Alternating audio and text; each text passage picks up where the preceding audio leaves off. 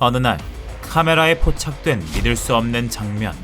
수십 명이나 되는 아이들이 맨바닥에 납작 엎드려 무언가를 만들어내고 있었다. 바로 인간 화살표를 말이다. 퍼포먼스인지 아니면 종교의식인지 도무지 정체를 알 수 없는 미스터리한 장면이 아닐 수 없는데, 알고 보면 이 화살표에는 누군가의 목숨이 걸린 충격적인 비밀이 숨어 있었다는 소식이다. 자, 오늘은 이 인간 화살표의 비밀에서 시작해 카메라에 우연히 찍힌 놀라운 순간들을 싹 모아볼 테니 오늘도 딱 집중! 이 믿을 수 없는 일이 벌어진 것은 2016년 영국 부활절. 우리나라 사람들에게 부활절은 거의 아무 날도 아니지만 해외에서는 이 날이 추석이나 설날 못지않은 명절이라고 한다. 서양에선 부활절만 되면 우리가 추석 때 송편 만들어 먹듯 계란 찾기를 한다는데, 이게 뭐냐면 동네 뒷산이나 집 근처에 몰래 계란을 숨겨놓고 아이들더러 찾아오라고 하는 전통이란다.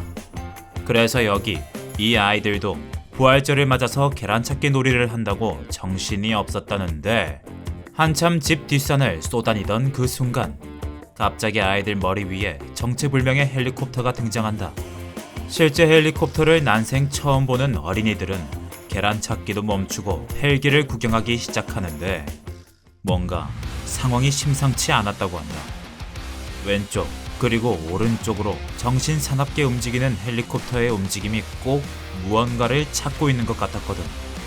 게다가 결정적으로 헬리콥터 옆에 경찰이라는 두 글자가 대문짝만하게 적혀 있었으니 이 똑똑한 아이들은 눈치를 채고 만다. 저 헬리콥터가 다름 아닌 범죄자를 찾고 있다는 사실을 말이다. 그런데 나 같으면 그냥 그렇구나 하면서 지나갔을 텐데, 이 아이들은 뭔가 달랐다. 혹시라도 경찰이 범인을 놓칠까봐 범인을 찾겠다는 생각을 했다는 거다. 이때부터 부활절 특집 계란찾기 대모험은 범인 찾기 대모험으로 장르가 바뀌어버리고, 놀랍게도 아이들은 실제로 범인을 찾아내는 데 성공해버린다. 하지만 문제가 있었으니 그건 바로 범인이 어디 있는지 헬리콥터에게 알려줄 방법이 없었다는 것. 그러다 아이들은 번뜩 기발한 생각을 떠올리고 마는데, 아예 땅에 화살표 모양으로 엎드려서 범인이 숨어있는 위치를 알려주기로 한 거다. 그리고 인간 내비게이션이 된 아이들의 모습을 하늘에서 포착한 헬기 조종사. 그는 이 기가 막힌 장면을 보고는 찰떡같이 상황을 캐치했고, 거의 도망에 성공했던 범인은 이렇게 극적으로 검거되고 말았다고 한다. 마치 명탐정 코난을 한 편 본 것 같은 놀라운 에피소드가 아닐 수 없는데, 이 명장면을 연출한 아이들은 그날 결국 부활절 계란은 못 찾았지만 표창장을 받는 데는 성공했다는 훈훈한 엔딩이다. 솔직히 일반인 입장에서는 범죄가 일어나면 겁부터 먹기 쉬운데, 어른도 아니고 아이들이 이렇게 행동부터 들어가는 용기라니 정말 대단한 것 같다. 하지만 나 같은 쫄보와는 달리 세상에는 이 아이들만큼이나 용감한 이들이 많았으니, 여기 미국 오리건주에 사는 로버트 역시 그런 용감한 사람 중 하나라고 한다. 어느 날 로버트는 마트에서 강아지 사료를 사고 있었는데 갑자기 날카로운 비명소리가 울려 퍼졌단다. 깜짝 놀라 주위를 돌아보니 웬 강도 한 명이 여자 돈을 훔치고 자전거까지 훔쳐서 도망치고 있었다고. 그러자 정의감에 불타는 로버트는 말을 몰고 멋지게 달려가 완벽한 올가미 던지기로 깔끔하게 검거 성공을 했다는데, 많이 착한 일 한 건 좋지만 21세기 현대 사회에 갑자기 웬 말과 밧줄인가 싶다. 하지만 여기에는 깜짝 놀랄 만한 비밀이 있었다는 것.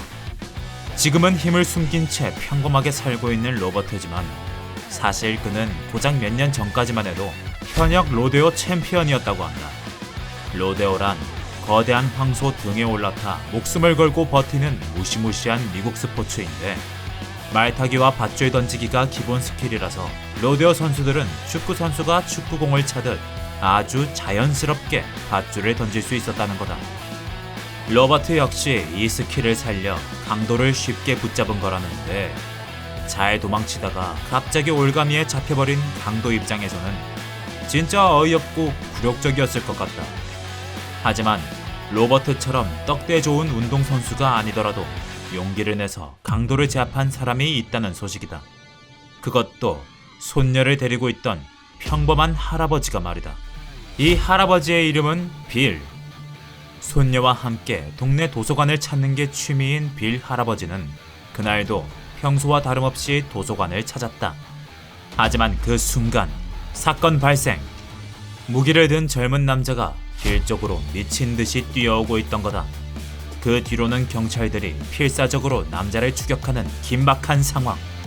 이 모든 상황을 캐치한 빌은 슬금슬금 각을 잡다가 잽싸게 발을 걸어 제압에 성공했단다. 남자가 무기를 들고 있었기에 만약 그가 넘어지지 않았다면 경찰이 발포를 할 수도 있는 상황이었다니, 어찌 보면 남자도 빌 할아버지의 순발력 때문에 목숨을 건졌다고 말할 수 있겠다. 빌 할아버지, 세상에서 제일 용감한 할아버지 상이라도 받으셔야겠는데?